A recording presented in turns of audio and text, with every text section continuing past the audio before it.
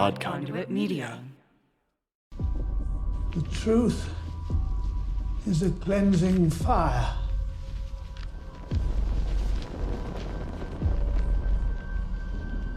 Which burns away the lies we've told each other.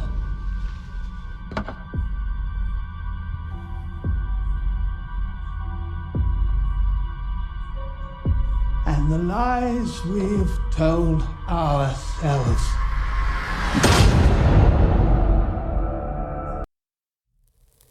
The Sandman Unlocked.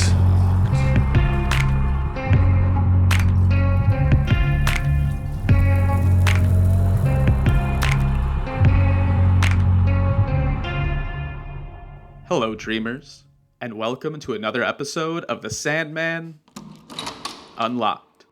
I'm one of your co-hosts, Sean, and I'm thrilled you're joining us for our breakdown of The Sandman, Episode 5, 24/7. I'm joined by my two always honest co-hosts, Ben. Hey. And Ashley. Hello. On each TV Deep Dive, we'll be working our way through 4 sections. First, we will summarize that week's episode and provide our hot takes. Then we get into our scene-by-scene breakdown. We wrap up by connecting the TV show back to the comics and offering our final thoughts. All right, let's get to the episode. Sean, over to you for the summary.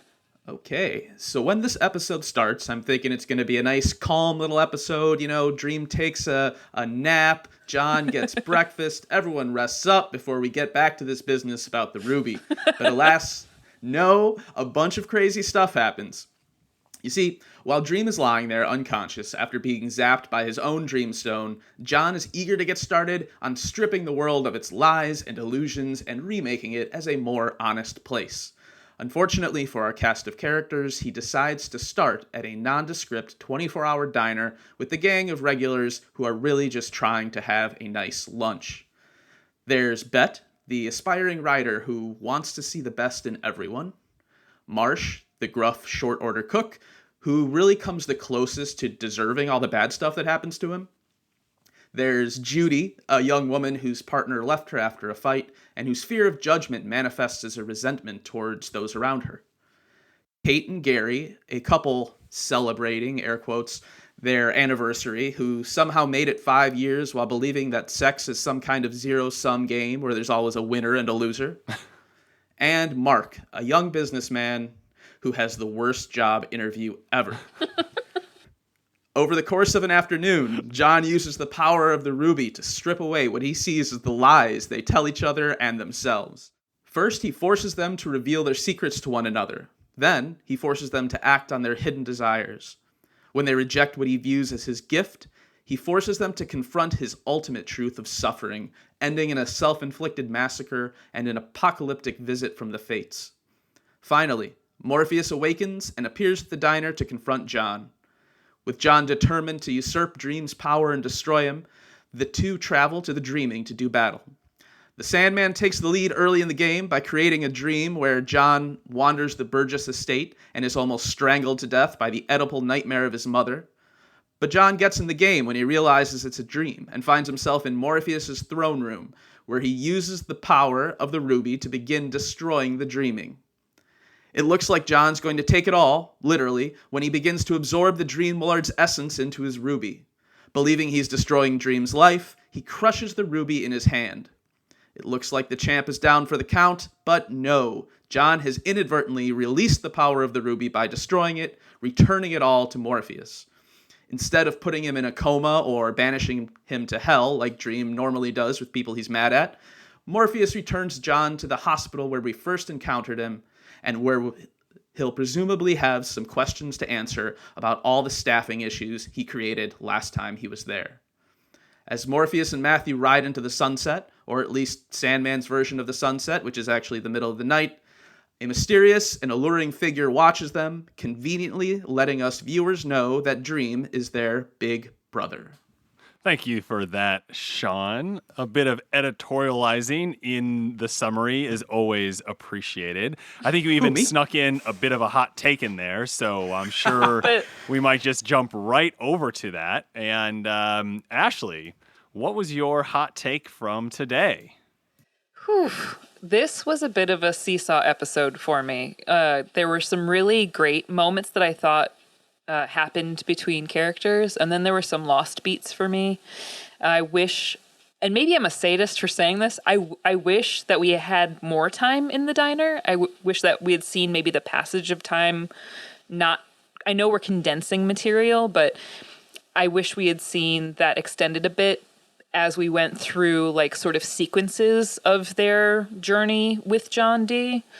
But overall, I think for what the comic issue is and what they were able to translate to the screen, they made it so someone like my husband who had never read it before didn't lose their lunch while watching it, as much as it made him uncomfortable. And that was him being half distracted playing Breath of the Wild while we were watching it. Even he was kind of like, wait, what's happening? So it was helpful to watch it with somebody who's not read and realize, oh, this is quite strong for somebody who's not knowing what to expect. But overall, I think for me, the sadist reader, I would have liked to have seen a slight extension and maybe not truncating that journey specifically. And the ending was a little Disney comic villain to me. I would have liked to have seen a different ending, but overall, I think it was a pretty good episode. Excellent. All right, so from my side, I almost in a little bit of conflict here with Ashley. Really enjoyed how much panel, like the comic book panels that we saw brought to life. I think that was one thing that we've talked about on our TV episode breakdowns where we're like, oh, but that panel.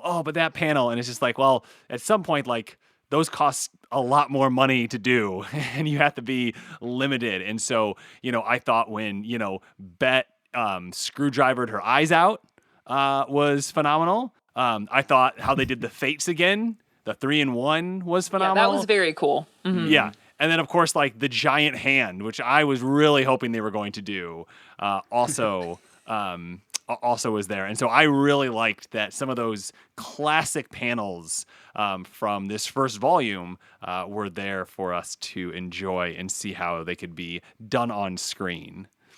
Sean, how about you? I know you've already snuck one in, so. No, that's interesting because I had, I think, a bit of a different approach than both of you because I have been reading the comics at the pace where we've been doing the show.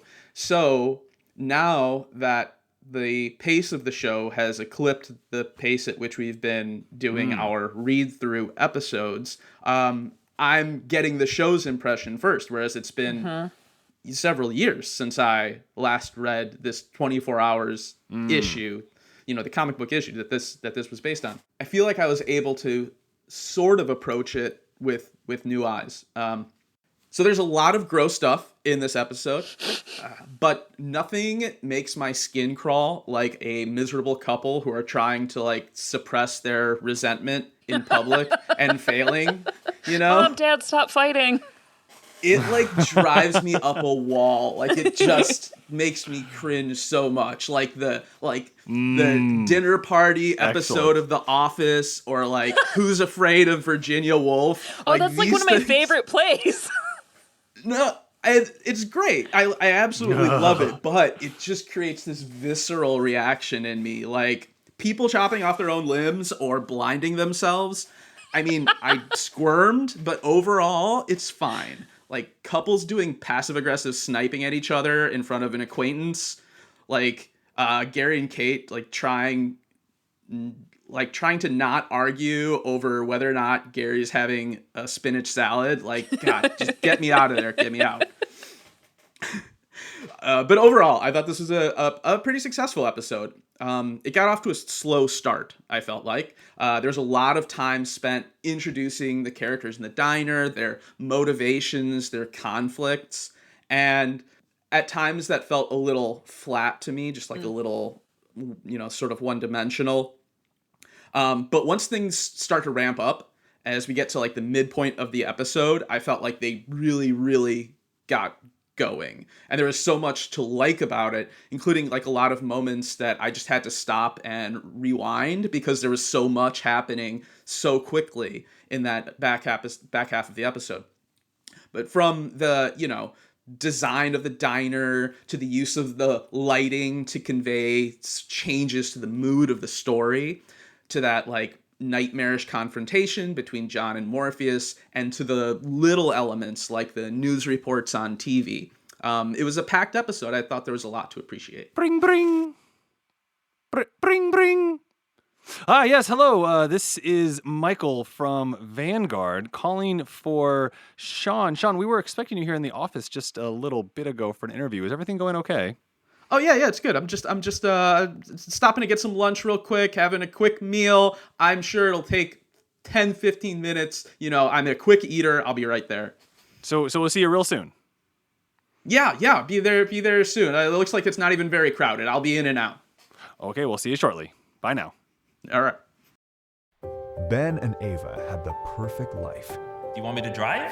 No, I'll be all right. I'm not due for another month. Until they had a tragic accident. Now they're on a road trip to reconnect. It's been 5 months. They stop at a bed and breakfast owned by Martha and Dennis Newman. Oh, well, hello there. Dennis, we've got guests. Martha, where's supper? Who have no intentions of letting them leave. Did you hear that? Yeah, sounds like someone fell.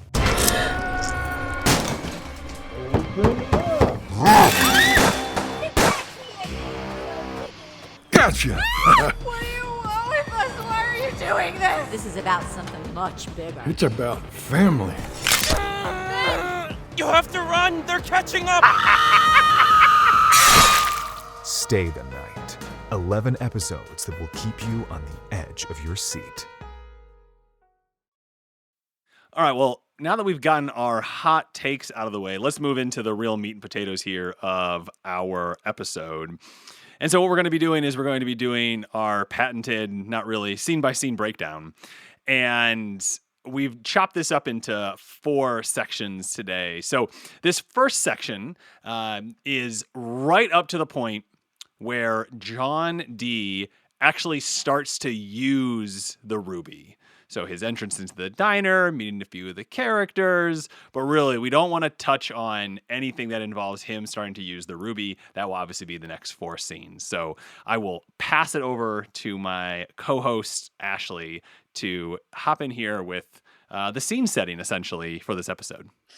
Thank you. Yes, I really enjoyed how John enters the diner and kind of just goes into observation mode, just scanning everybody, sort of measuring who the characters in this play he's going to start casting are, who's participating here. I did find it a little funny when Bet's leading him into the diner that she passes all of these empty tables to set him all the way in this back booth. I'm just like, I've waitressed before, and that's the most inefficient move because now you have to go all the way back there away from every other table you're serving, and you're the only waitress in that diner. So you're walking a lot. I don't know if you're trying to get your steps in or what, but that's just not efficient behavior. But I did like, as far as setting the stage, if this were a stage play, I do like how that sets him up. He's kind of set up and over so he can keep observing everybody. And I did like that visual. I also weirdly really like the aesthetic of the diner, just how brown everything is. Yeah, it's so 70s vibe. Yes. Yes. It feels like every Wisconsin diner and supper club I've ever been into. That's just that setting and that, like, the orange and the brown and the tan. And it was kind of unsettling in its own way, especially as she's offering people coffee over and over again. It just feels like everything about this is very brown, even the words being said. And so then that really heightens the visuals of the ruby that he's carrying, even as they sort of briefly mention that. So I really kind of loved their exchange. I loved how it started from his slippers on up when they were scanning him as he was entering. That sort of reintroduces you to the character and how different he is from who he's going to be engaging with. And just generally sort of, as slow as it was, I totally get you, Sean, with regard to the pacing regarding meeting each individual character. I do like how they modified and brought these characters up to the 21st century, with regard to how they're communicating with one another, updating some of the relationships with one another. Kate and Gary, you know, that relationship has changed a little bit as far as the dynamics are concerned. I appreciated that. Judy and the way that we're introduced to Rose via the camera phone. I thought that was very helpful and a good way to sort of insert a character nod without it dominating too much. And even the changes in Marsh and how he's introduced, I thought that was kind of compelling because you sense tension there and it kind of builds really passive aggressively, just like the relationship with Kate and Gary. So I thought that was kind of a cool balance of power dynamics. But generally speaking, I kind of enjoyed seeing how this ensemble was going to be interacting with one another. Yeah, because I like, you know, you pick up on the tension right away. Mm-hmm. And I sort of felt like there was no point at which I had some time to just maybe like start to like these characters. Like at no point did I particularly like any of these kids. Like I feel like if I went into that diner, right, I would get that there's a really weird vibe right away and probably get out. You know, maybe it's just like you spend like long enough, you know, like living in a city and you sort of pick up a sense for like, oh, there's a weird tension in here. I probably don't want to stick around here for too long. Something might happen. I feel like I would be out fairly quick. I don't know. That just felt like the general vibe, again, of a small town. I was like, yeah, this is who goes to these places. But I honestly really loved Judy and how she kind of just comes in and she's in a bad mood. And she, like, even her interaction with Mark, that whole line, "I'm Mark, by the way, and I'm gay." That was I lost it. For sure. I thought that was so well delivered. At first I thought that was so mean. But then I was like, you know, if I'm like trying to think from her perspective, she probably knows how this sort of thing goes, right? And she's probably... Yeah, this has probably happened to her a million times. Yeah. So understandable there. I also really loved the interior there. I loved the way they had that set up, even though I wasn't, you know, particularly crazy about all of the characters. I think it was just that they were kind of like mean to each other, like right away, you know, and then sort of Bet had that energy of someone who is, you know, like repressing a lot, let's say, you know? Yeah. Oh, definitely. She wants that tip. Yeah. Yeah. And the Marsh is just such a jerk. He's so rude. So rude. Yeah, what's your take there on Marsh? Yeah, what's your take there on Marsh? He was the one that surprised me the most. Like, I kind of knew what to expect with all of them, and so then when it got to him, I was like, okay, Marsh. And then he was such a dick that I was like, whoa, what is happening to Marsh? Like, I thought he was kind of, I mean, aloof, but not this aloof. So when their dynamic changed, I was a little surprised. Sean, how did you feel?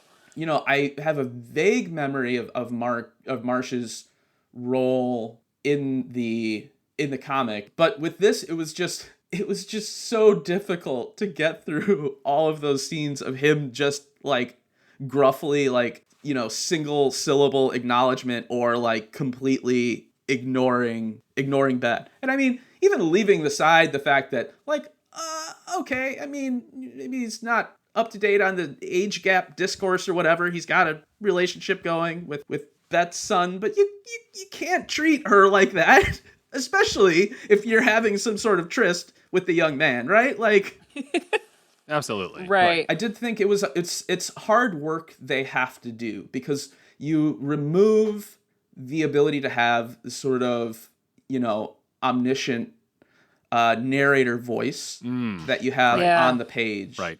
And you are dealing with real people, right? Like these are actors, you know, that need to communicate something. So you have to do more work both in giving these performers a character to inhabit, right? And at the same time, you have to do more work of introducing them to the viewer. I do kind of wish they'd started off a little more likable, so I was more on their side as things started to turn. But, you know, I think that overall, it was a good job. All right. Well, now that we have set the table, as it were, let's see what we actually end up getting. So this next bit is when John D starts to use the ruby. And at first, you know, he's just using it for people to be honest with each other. And then we start to see what that honesty breeds as different people start to have conversations that maybe they've needed to have for a very long time and have been hiding behind just the inertia of everyday life to get by. And then that slowly devolves, devolves. I don't know. Take your pick on how you want to take it. But the next that we see a different coupling of people happening than what we originally saw when people were there. And so where we'll end this scene is when, as I put into the notes, all of the sexy time comes to a very quick end. And that is where this scene will stop for us. So Ashley went first last time. So Sean, you're up. What do you want to start with in this scene? I got to start with Mark's absolutely brutal clapback on Judy, where Judy is trying to it was asking him if he's getting any cell reception after like arguing with him about the ethics of the company he's going to interview for. Like, let's not forget that. But he asks she asks about, you know, his cell reception, doesn't think her texts are going through, and he says, they went through, she just doesn't want to hear from you. That was, ooh, man, just bodied. Oh, Judy, I'm sorry, girl. I'm sorry. That was so good. Yeah, but and you know, there are all these moments throughout this, you know, this scene, this section of the program, where the characters are revealing these, you know, sort of hidden truths about themselves, and it increasingly escalates towards action. But at the beginning, it's really just them sort of revealing all these things. And I loved how every time they did that, they sort of like, you know, like caught themselves and they got this puzzled look on their face. Absolutely. Like it didn't stop them from doing it. It's like they just sort of like their face just clouded for a moment. You know, they knew something was wrong with what they're saying, but they couldn't quite put their finger on it. I really appreciate that. Mark did a good job with that after that line. And then he just goes, I have 4 bars, you know?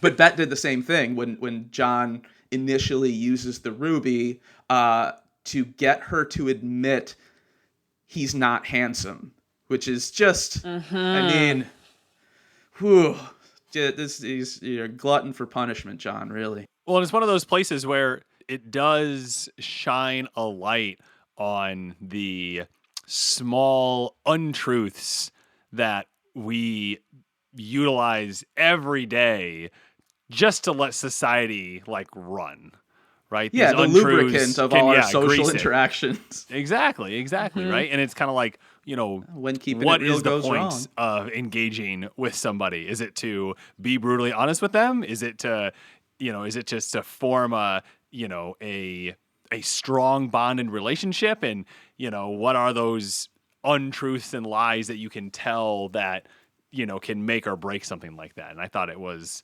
a good way to clearly set that out. I also appreciated, so this is the first section of the show where we see what I thought was a really cool effect they utilized throughout was the increasingly dark claustrophobic atmosphere of the diner.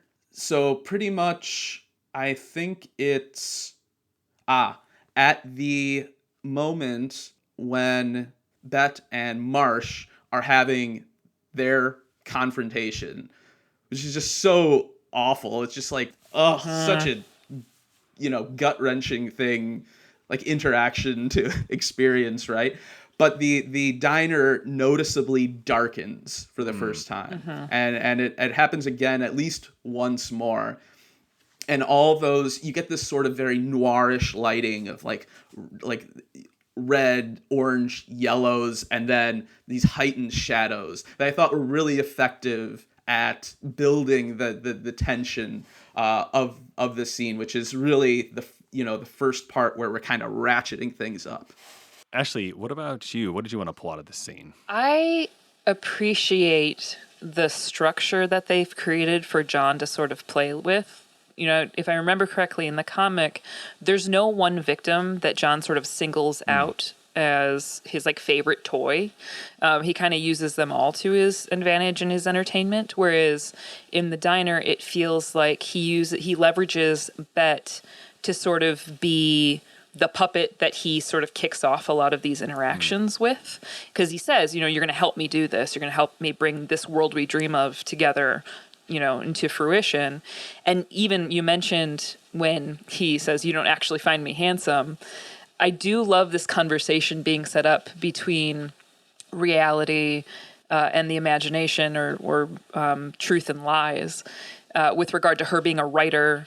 And, when she tries to answer him as to why she says that, how complex the truth is for her, because she's always just said it's just been a part of her script that she's created for herself as a waitress. So that she doesn't have, he's trying to draw the truth out of everybody, but even for her, she's just like, it's just a thing I say, you're right. I don't think you're handsome, but it's just a thing I say. I want you to feel good about yourself. There are lots of reasons that we say those things. I thought, and so I'm sorry to interrupt you, but I just wanted to note that I thought it was really interesting the way she starts saying that, like, I just wanted you to feel good. She starts saying that, and then she stops because she has to say the actual truth, which is, I want you to like me, Yeah, but it takes her a while to get there. It's almost like she's untangling for her what the truth is, because she's never considered it before, and none of them really have, as we see all these conflicts develop. I did think it was heart-wrenching to see that conflict with Marsh, and I audibly gasped when he revealed that he was sleeping with her son in the way that he did, because it was so callous, because it was so cruelly put, as not just like a confession, but just, what their routine has become and what his routine with that family has become and what he's allowed her to kind of believe about the relationship for a while, was really just so arresting. But I did like how, you see these relationships start to fray at the edges. And the things that became the most unsettling for me as he starts using the ruby on them, one, as they start staying longer than they anticipated, and Bet every time offers them more coffee. You see this like routine of her like offering them coffee, and that's what happens again at a diner. You always get as much coffee as you ever want, and so to see that sort of play out, about the third or fourth time she offers somebody coffee, that's when my husband's head shot up and he's like, what's going on? And he was immediately uncomfortable. And then when she takes Kate and Gary's order again. Oh yeah, that was so cool. And he decides yes. And when he orders a burger and they have that conflict and he takes it and she's like, you're right, you didn't order this. And then he goes back into the kitchen anyway and gets a burger and wants to eat it discreetly there. Again, thinking of just the sheer amount of calories he's consuming that he wouldn't normally would upset your stomach so much. So that is one sort of aspect I kind of wish we saw more of, just like how grotesque the repetitive sort of unintentional gluttony that's happening is occurring in that cycle as well. I thought that would have kind of been like a cool, horrific element if we'd seen a little bit more of that. Just people guzzling coffee, people eating burgers that they had no intention of eating. Think about how many more times they would have had to actually do that, like while filming. They would have had to take like 10 times as many bites of burgers. That probably violates a Netflix contract or something. Like in terms. Well, and of it's funny calories. because I've had friends on shoots where they're meant to be eating things and they were like vegans at the time. So they have spit buckets for that. So they'll like take a bite, they'll chew it, they'll hold it in their mouth, and then they'll just spit it out in a bucket. Kind of like when you're like doing a wine tasting, but it's, set food. So they could. I just think it would have been an interesting passage of time to see that progress over time and see people get, increasingly more slovenly. Maybe not, again, in a cartoonish sense so much, but just, again, to see the extent of time they're spending in this one place. I think they did a pretty good job. I just think, again, to heighten the horrific element, that would have been an interesting tack to take. You mentioned that, that role of Bet being a writer, and then, how that plays into the larger conflicts between, the division between what's a dream and what's a lie, right? And I don't, now you've read the issue more recently than I have, it sounds like, or you just remember better, but that wasn't a conflict that had as much attention paid to it in the book, right? Not that I'm recalling. What the focus was in that issue, from my memory, is really that John wants to be set up as a god. Generally speaking, reality him doesn't suit him. He wants to conquer new territory, so he's opening up their imaginations and their conduct to sort of destroy this world and enter into a new realm and sort of get the attention of Dream so he can ultimately fight him and take control of the Dream realm. So really, it's for him, it's about control and about power and being godlike. Whereas in this, he kind of has, twisted, but sort of understandable altruistic intentions. It's just they're very misguided. But you can kind of relate to, more truth in the world would be nice. Who would disagree with that? Well, then, I have to. I find this to be a really more compelling and effective conflict. Honestly, because it's really interesting to notice how their differing approaches there, and it becomes not just a conflict between two characters, but between two philosophies and interpretations of the world, right? Which is much more interesting, right? Well, I think that's what we've seen over the last 40 years of development when it comes to our culture, is that we typically expect a lot more from our antagonist than what was originally kind of they just have to be a bad dude doing bad things. And instead it's like, hey, what if they're maybe kind of a bad dude doing kind of maybe bad things, but there's a purpose and a meaning behind it. And we've explored kind of why they might do those things. And, and I think, there will probably inevitably be a backlash to that, that movement, because people are like, no, how about if the bad person is just a bad person, like the Joker in, the Dark Knight, just a bad dude being a bad dude, for bad dude reasons. And so I do think that, these are reflective again of the time that the media is coming out. That's true. That's a good point. And especially when you're dealing with characters, I'm sort of thinking from a comics perspective here, but when you're thinking of characters who have been around for decades and decades, it's nice to be able to have some change there to introduce some variety, some development, in a character. So I think that's that's definitely a trend, and it's been a real benefit to the Sandman's adaptation so far. Yeah. All right, so let's get into the main question from this section, which is, which of the pairings did you enjoy the most? Well, Mark and Kate were so gross. Their flirting was so gross. It was just so brazen. Yeah. And she's touching his fingers and everything, and it was total abuse of power. Talking about technically, he doesn't work for anything yet, so. No, but he enters into this conversation under the understanding it's a job interview initially, which is part of what made me so uncomfortable. I was like, granted, he doesn't seem like he's not consenting, but also just uncomfy vibes from this dynamic. Totally. And then she's just like, yeah, my husband used to sell gym memberships, and also he can't sex good, so that's just rude. That was so rough. So I think I thought Judy and Bet's tender scene together was really nice. I thought it was a touching moment. I liked seeing someone return some of the like tenderness that Bet tries to show. That's good. Yeah. And Judy letting down her guard a little bit. And I thought, even the camera work while it gets like sort of closer and closer until you're almost just looking at parts of their face when they finally kiss. I thought that was really, really nice. I guess I'll give second place to Gary and Marsh. Who they just seem like they're they just a couple two guys having a good time. Yeah, definitely. It does. They're like, real hey, we just want to do moment. this. Yeah, definitely. Like, we both want this, so like, why aren't we doing this? Yeah, it's like, great. Yeah, and they're neither of them are too nice, but they seem to be under no illusions of what they're getting from each other's relationship. Yeah.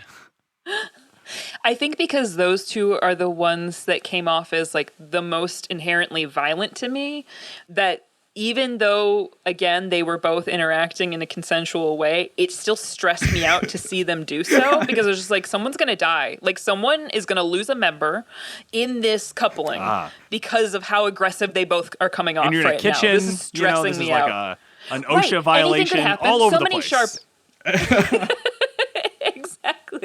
Exactly. But I agree with Sean, Judy, and Bet's scene together. One, it surprised me because I wasn't expecting that, because again, you don't see that from the comic.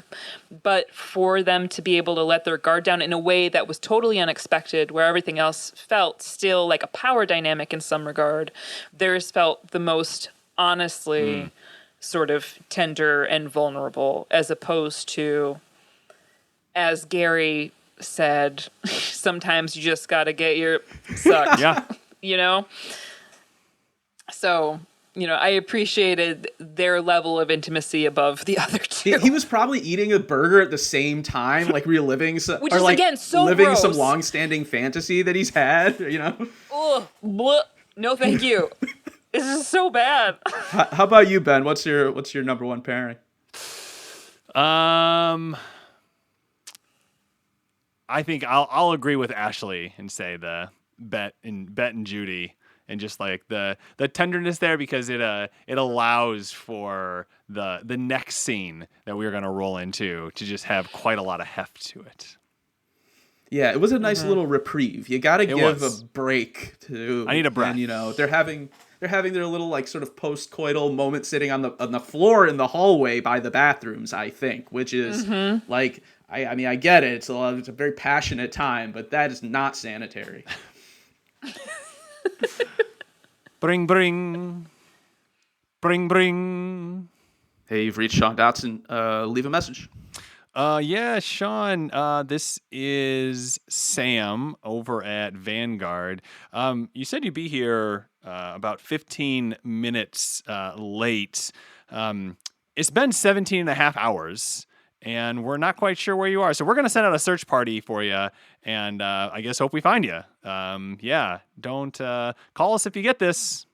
Do you fondly remember blowing the dust out of a golden Nintendo cartridge to get it to work? Get the dust out of it. All right, here we go. Yes, let's get it. Now the screen's gray. Aw, man. Or those long nights when you were up late fighting Ganon and you'd hear your mom coming downstairs. Hello? That's Mom. Pretend you're asleep. Wait, pause it. Turn off the TV. Do you think she's gone? Make a sound. I thought I heard two boys down here. Oh, well.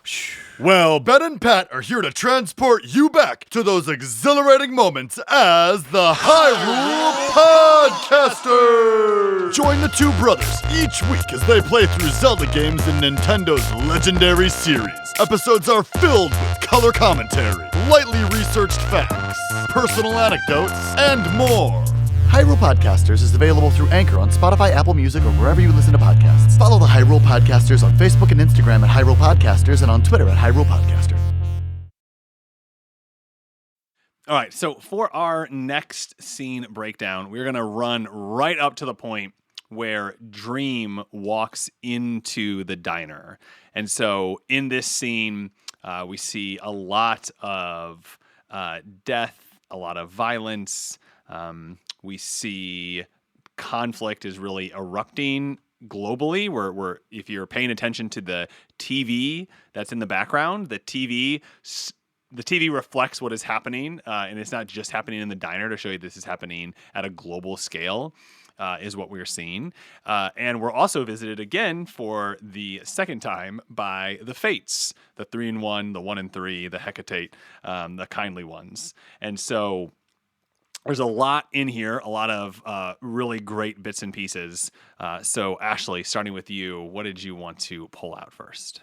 Yeah, I was really impressed with the one-to-one adaptation of the reintroduction of the kindly ones into this scene, with him sort of intentionally or unintentionally, because we don't really get clarity either here or in the comic of him sort of creating his own 1-in-3, 3-in-1 in this case by having Bet blind herself, and then asking for them to tell him his future. Like, all of that dialogue is exactly as it is from the comic. I double checked before we recorded. And it was just, again, anytime they've introduced the Hecate into a scene, the way they've shot it is so imaginative and so well done. So you're not confused, but you still see how ethereal, how to sort of beyond they are without getting lost as to who's speaking or how they're speaking. And so to be able to bridge that between how they've been originally introduced to then these three characters that he set in the Steiner was just very clever, and I don't think lost anybody. It feels momentous when the Fates show up, doesn't it? It feels big.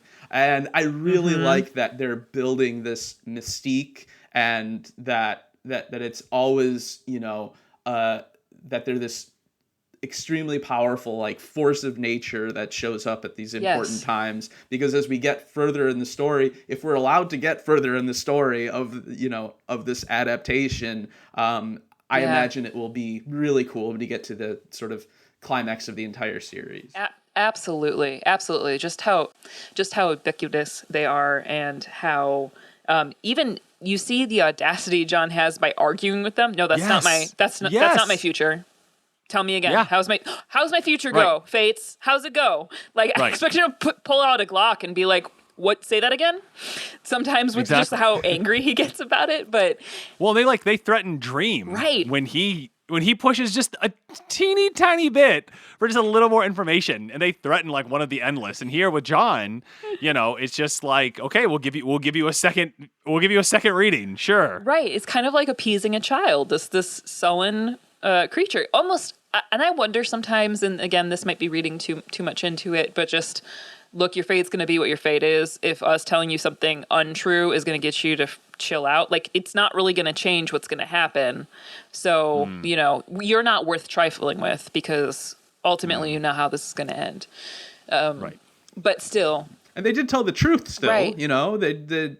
They just described two separate events, and he decided to only pay attention to one of them. Right, exactly. So I just appreciate the economy of the cast of characters and how they're being used for screen time, and being able to reuse, actors for these scenes. I thought was both beautifully shot and luckily still very understandable for anybody who's not familiar with these characters as thoroughly as we are. All right, Sean, why don't you take us over into the Sean special for grossness? I'll give you some grossness here. Okay, there is one shot where when John is wandering through the place to go get his bucket of ice cream. Yes. I wasn't quite sure what that was at first. I was like, ice cream, mayonnaise. lard, just pure mayonnaise. Exactly. Yeah. Okay.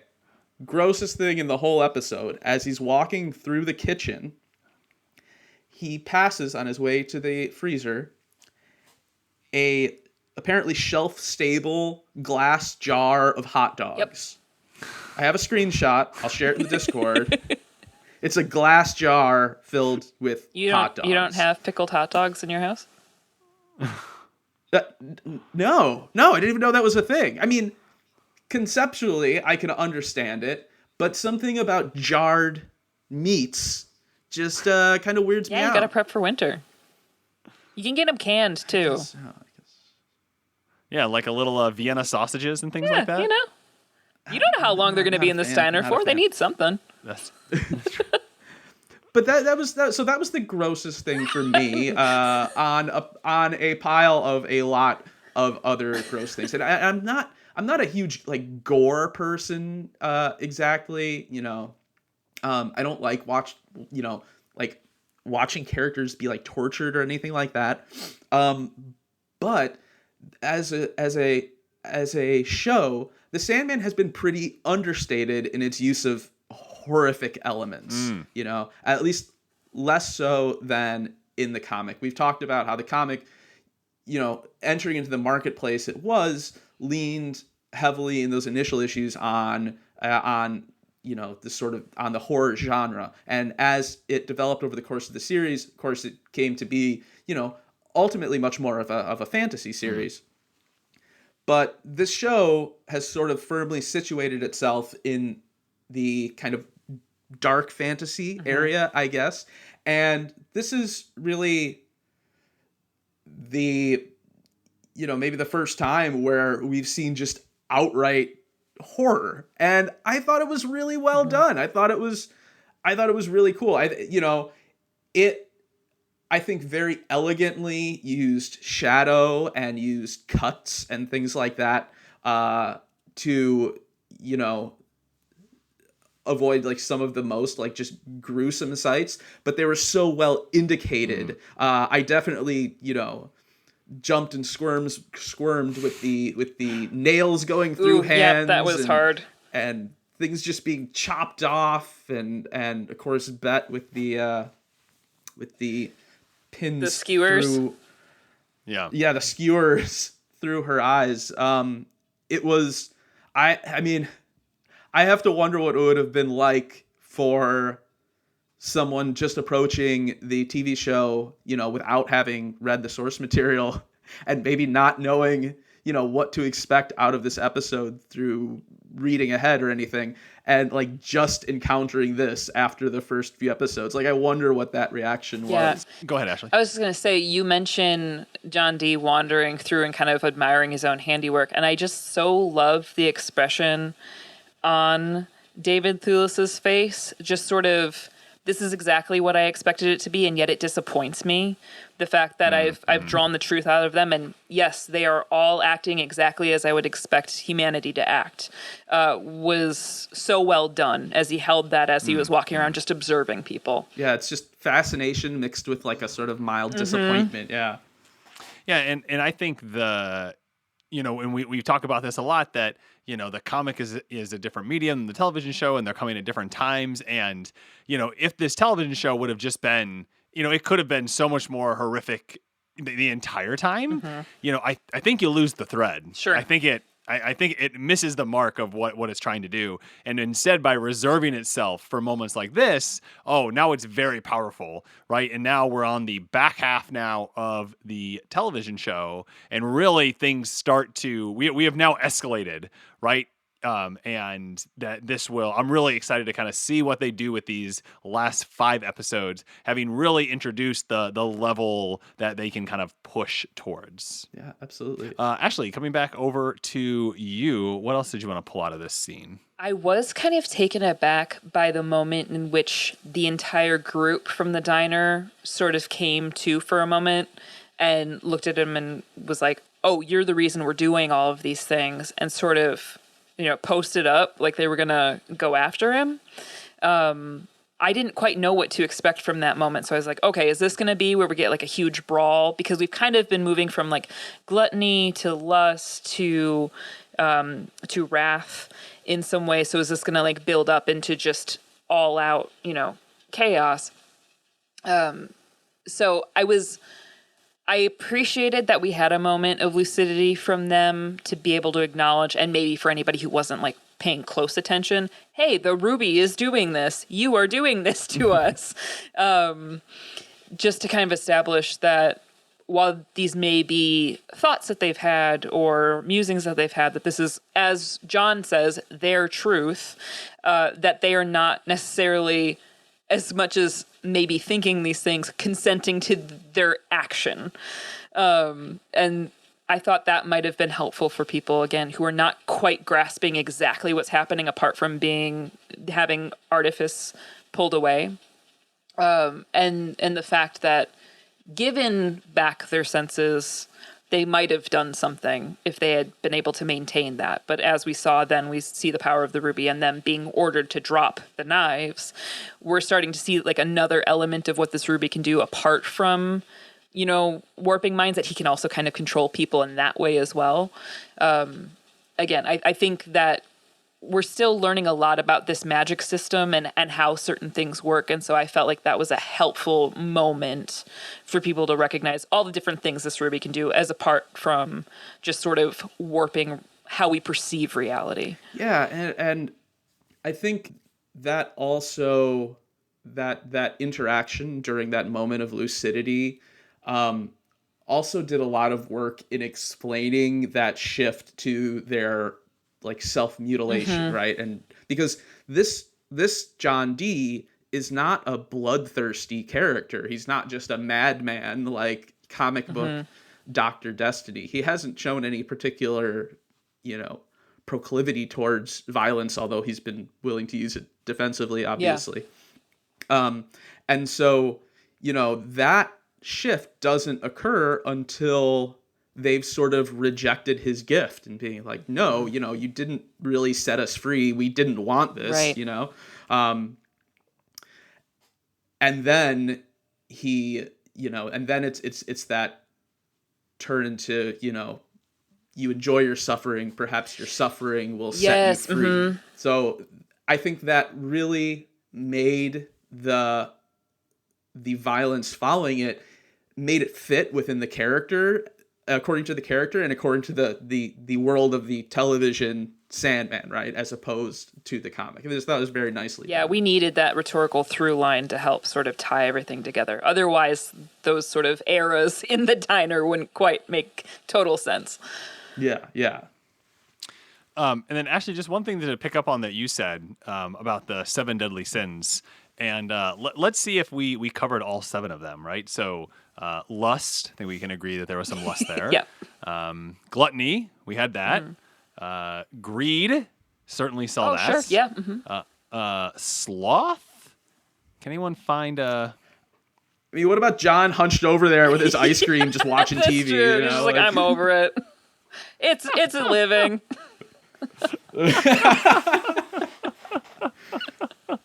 Yeah, I almost wonder if maybe like Bet is a manifestation of sloth in terms of like that's a really good thing to pick up on. Yeah. Yeah, and just like, she's never writing the novel. Like that's true. Like she's never she doing it. She always has an excuse I mean? as to why she doesn't. Right. Mm-hmm. Right. So that one might be, wrath, obviously, envy. I mean, we see that end in bloodshed, and then pride. Does anyone want to? I mean, pride is frankly the root of pretty much all of these evils. Right. I wasn't even necessarily trying to pull on the seven deadly sins exclusively, but that's a good pickup on your part, and I'm glad you brought it up. I was more focusing on the 3 that has like desire at their root, because that comes up later. And I needed something to pull from that introduction. So like in looking at the 3 that like most obviously manifest, just as far as like specific scenes or specific lines are said, I think you can see a through line of desire through those 3. But I do agree with you that the other 4 that you've pulled do reveal themselves if you actually pay close attention to those other moments. And I really like what you said about Bet and Sloth. I wouldn't have thought about that. But that's an astute observation. I'm going to be thinking about that for a while now.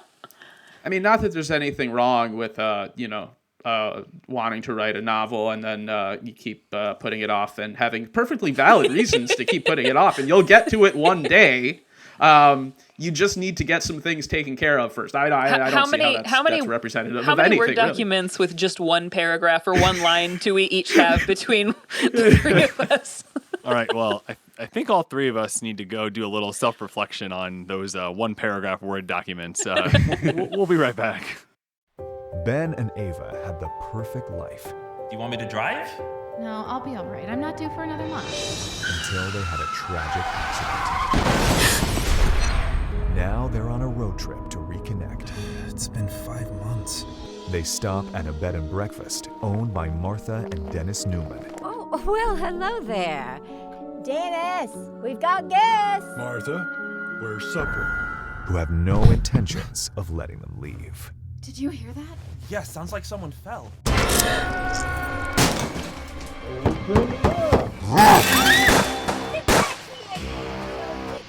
Gotcha! What do you want with us? Why are you doing this? This is about something much bigger. It's about family. You have to run! They're catching up! Stay the night. 11 episodes that will keep you on the edge of your seat. Our final scene is the showdown between John and Dream. So we see Dream enter, him take John to the Dreaming, because if you're going to try and defeat the Dream Lord, you're going to do it in the Dreaming. And then when all hope seems lost, the John ends up smashing the ruby, and that pumps all of that energy back into Dream. And we see a very happy John D as he thinks he's won, but in fact has returned all that power to Morpheus. And you just see him as a tiny little speck in Dream's hands. So let's start with you, Sean. How'd you feel about this adaptation of a pretty big part of the comic book, I would say? I thought this scene was just great. I thought it was from the confrontation between Morpheus and John in the diner to using the Burgess's mansion as the setting for Dream's kind of nightmare that he puts John in, is his sort of method of doing battle, right? I just thought it was all so cool. I would have loved more of this, honestly. I easily would have given up, 5 minutes or so in the diner to get another 5 minutes of this confrontation, because I thought it was really imaginative. It was creepy. It was cool. And I think it did a lot of good storytelling work too. We've talked about it throughout this episode so far, but this moment of confrontation between John and Dream in the diner is really the sort of philosophical, the moral debate at the center of the show, right? And like I said, we have a different John D than we did in the comic. So in the comic, issue 5, John says, he's talking to Rosemary, says dreams are real, right? But this version of John is convinced of the opposite. So that dreams, that the stories we tell ourselves about ourselves and our world are lies to cover up those like brutal truths and dark urges that are at the root of our characters. And this makes him such an interesting antagonist for Dream because of that. Dream's moment where he shows John that these aren't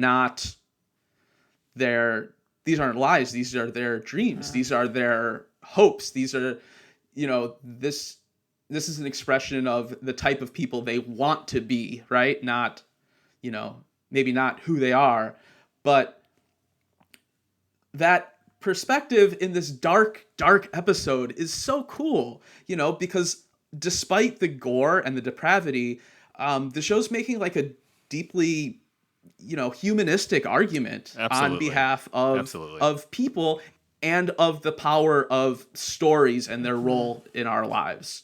And so I was not expecting to see such a nice summation of that, the perspective that this story takes. I don't think I could put a finer cap on it than Sean already has. Personally, I've had so many conversations with people that have a very nihilistic viewpoint and do see humanity as ultimately depraved and ultimately there's really not much hope. We've seen, quote unquote, how people act in the world, look at social media, et cetera, and they do, again, because of social media, perceive humanity as very similarly scary enough to how John Dee sees it as everyone's lying. You're lying, and so that's a shame. I love hearing you say that. Is all. Totally. Yeah, because that's like what the Corinthian does. Yeah, no, that's so right. I've been perfecting. You're lying, Alan. But I've heard them sort of express that frustration and then anxiety so frequently, so that once Dream, as that Sean quoted, says, no, these aren't lies, they're their dreams. And you see this sort of like warm glow come from the windows, and he's explaining how each of them was really pursuing this ultimately good thing. And it's just been kind of warped in their attempt to achieve that, but he's still ultimately got an optimistic view of where they could end up. Were they allowed to maintain their hopes and their dreams? I started to tear up a little bit because I wasn't expecting that kind of optimism in this episode of all episodes. So that was really a really worthwhile inclusion to me in this sort of beginning of the battle. I thought that was really lovely. As far as the ultimate battle is concerned, they've made a few adjustments here and there, but I thought it was gorgeous, especially when they land in the throne room and, John's holding the ruby and everything's like all the stones and such start to like dissolve into like sort of weird dream flame is the only way I can think of it, and certain parts of the walls start to rise up, and then you see the entire just galaxies upon galaxies. I thought that was incredible. And then it all stops, right? And it all just pauses and freezes right there. It was so pretty. Yeah, and I think it's one of those things where, this isn't the last episode, but this is one of the things that a lot of people complain about when it comes to fantasy stories on screen, that when you get to these like ultimate battles, that it's just a lot of colors and lights and, I think the blank check guys say like, it's just like blobs like moving around the screen. And here it was very much just like what we saw totally made sense based on everything they had set up for us. The place we were like, yep, this makes sense. We'd be back in the throne room, and then that imagery that we're seeing in like the dream flame and those are all things that we've seen this entire time. And it was just all put into like this one spot. Right. And we see, Morpheus losing power and it being sucked in, even though you could say like, oh, right, it was a big battle where there were like lights and colors and those kind of things. It was like, yes, in this story through 4.75 episodes had brought us to the point where it makes sense to have that be the culmination of all of this, which I was like, yes, that is how you can use these things in a meaningful way. And again, we still see that like the Sandman in like a battle, right? And I mean, that's just, I'm using that moniker just because that's just like what fits, there is he is not doing anything other than like talking and trying to get John to understand either by talking to him or by showing him these different a different way that it could be. Yeah, absolutely. And I know I've done my fair share of complaining about certain visual effects and stuff in previous episodes, but as you've mentioned before, Ben, with budgeting and what they might have to pick and choose to invest in scene-wise, if this was one of the things, to me, it was well worth it because of how well composed it was. I was super impressed. Yeah, this whole episode was a real like technical accomplishment, it felt like. I mean, not that, I'm in any position to be the ultimate judge of film technical achievement, but it just felt like it all worked really well. Like everything from the camera work to the lighting to the sets to the computer, to the effects, which and I'm generally one of those annoying nerds who likes practical effects over anything CGI, but as Ben said, it really did fit here, and everything worked really well. I loved the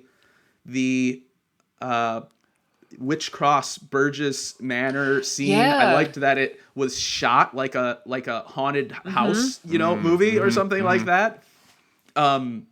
Ethel showing up again was appropriately horrifying. Yep. It took this character who has been presented as almost omnipotent throughout, most of this episode and put us, feeling like scared from his perspective. Yeah, I almost thought that if we would have seen like a mirror, we would have seen a very young John Dee in that reflection. Right? That's like what it felt like, if that could have happened. So.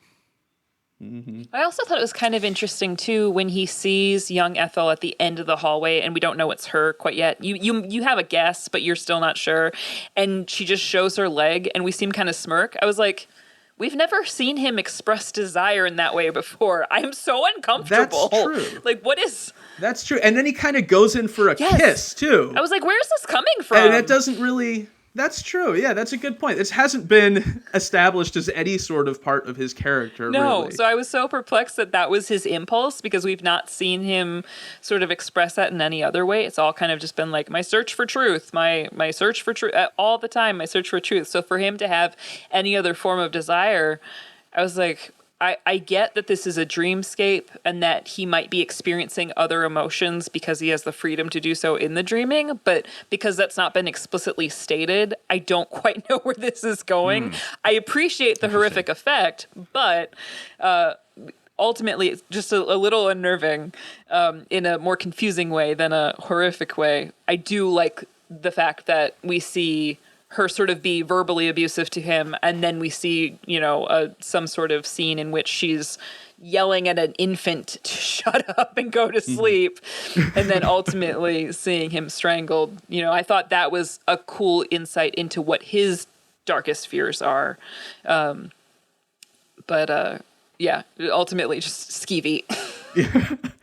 So my big question, what do you all think of the big dream hand? Did it work for you?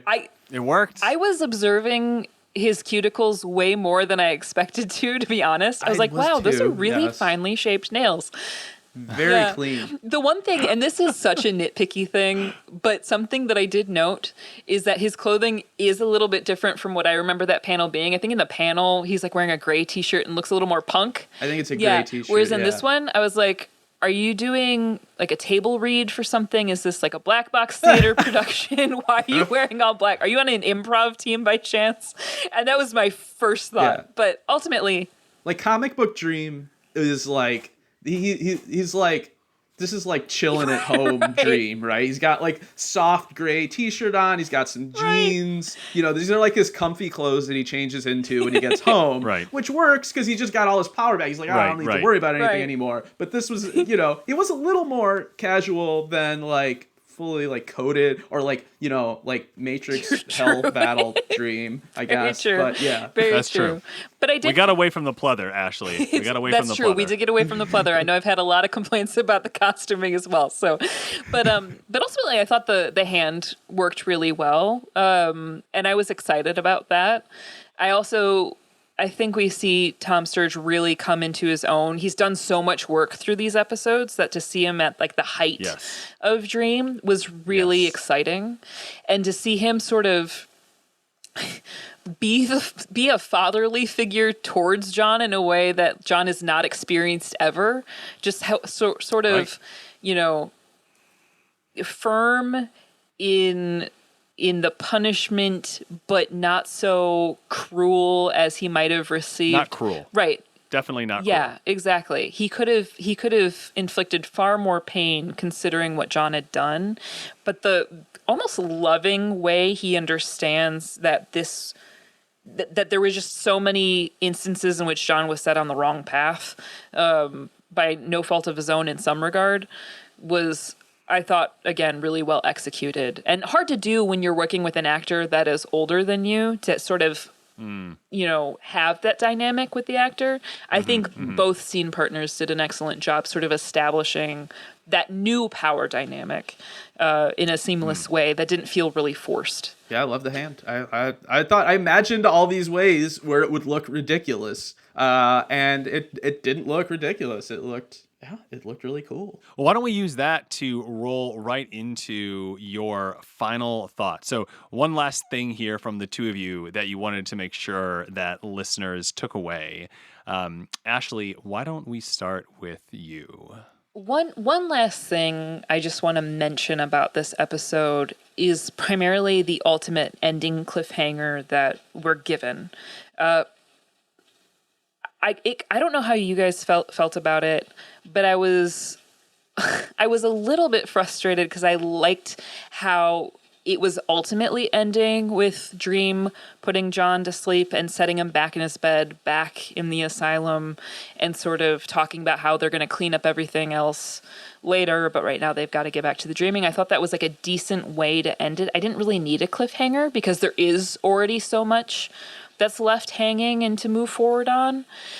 I think also because we've established multiple times that the Corinthian is kind of the big bad of this season, the way they've set up these hierarchies of villains, to me, it made more sense if there was going to be some sort of weird cliffhanger to see the Corinthian again. I know I've got this like weird sort of love-hate relationship with that character, but it just seemed to me... Boyd. Who doesn't like some Boyd, right? That's a really good point, man. He's just so charming. But because he's the one that kind of set John on this path, I would have thought if we had a cliffhanger, we would have seen him again in his reaction to this kind of failure. I thought would have been interesting.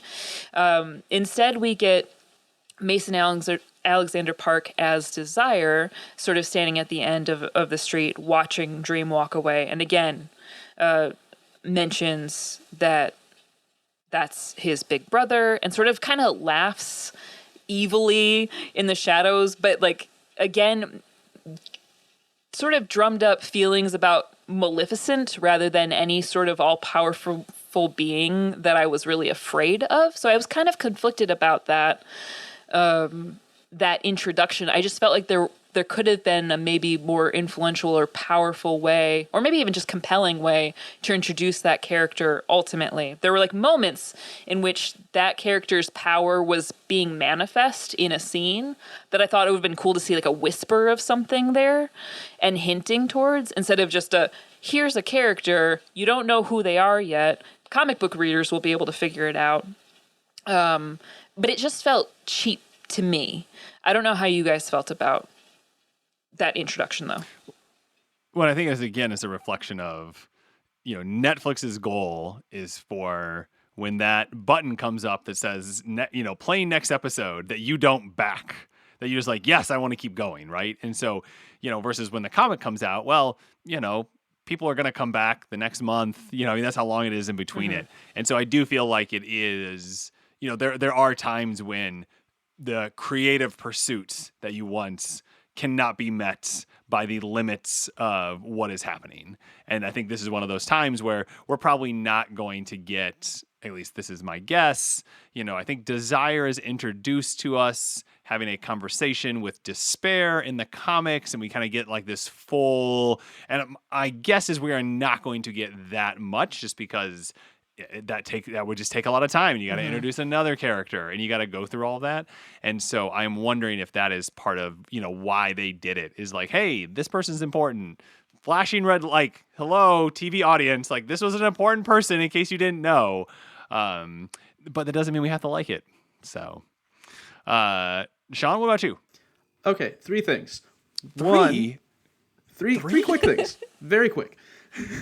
You should have just introduced them as the Maybe one four. that is No. three and the three that is one. Get Yeah. us in there. There we go.